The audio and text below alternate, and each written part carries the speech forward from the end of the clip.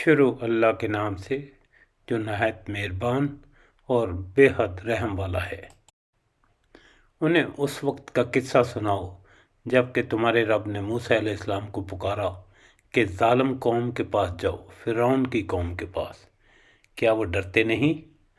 موسیٰ علیہ السلام نے کہا، اے میرے پروردگار، میں ڈرتا ہوں کہ وہ مجھے جھٹلائیں گے، اور میرا سینہ تنگ ہوتا ہے اور میری زبان نہیں چلتی۔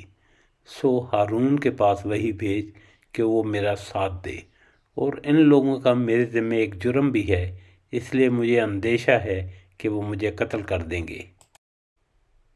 جناب باری نے فرمایا، ہرگز ایسا نہ ہوگا، تم دونوں ہماری نشانیاں لے کر جاؤ، ہم خود سننے والے تمہارے ساتھ ہیں۔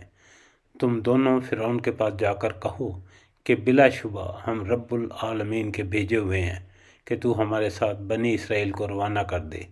فرعون نے کہا، کیا ہم نے تجھے تیرے بچپن کے زمانے میں اپنے ہاں نہیں پالا تھا، اور تو نے اپنی عمر کے بہت سے سال ہم میں نہیں گزارے؟ پھر تو اپنا وہ کام کر گیا جو کر گیا، اور تو ناشکروں میں ہے۔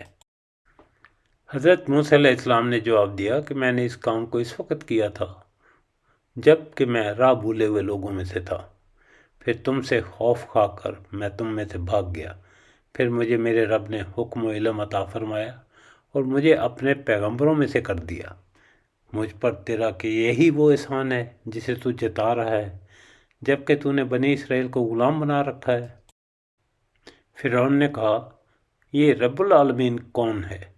حضرت موسیٰ علیہ السلام نے فرمایا، وہ آسمانوں اور زمین اور ان کے درمیان کی تمام چیزوں کا رب ہے، اگر تم یقین رکھنے والے ہو۔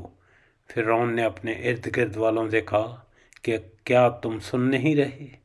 حضرت موسیٰ علیہ السلام نے فرمایا، وہ تمہارا اور تمہارے اگلے باپ دادوں کا پروردگار ہے۔ فرعون نے کہا، لوگو، تمہارا یہ رسول جو تمہاری طرف بھیجا گیا ہے یقیناً دیوانہ ہے۔ حضرت موسیٰ علیہ السلام نے فرمایا، وہی مشرق و مغرب کا اور ان کے درمیان کی تمام چیزوں کا رب ہے، اگر تم عقل رکھتے ہو۔ فرعون کہنے لگا، اگر تو نے میرے سوا کسی اور کو معبود بنایا تو میں تجھے قید میں ڈال دوں گا۔ موسیٰ علیہ السلام نے کہا، اگرچہ میں تیرے پاس کوئی کھلی چیز لے آؤں؟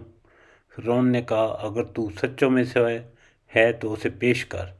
آپ نے اسی وقت اپنی لاٹھی ڈال دی جو اچانک کھلا زبردست اژدہا بن گئی۔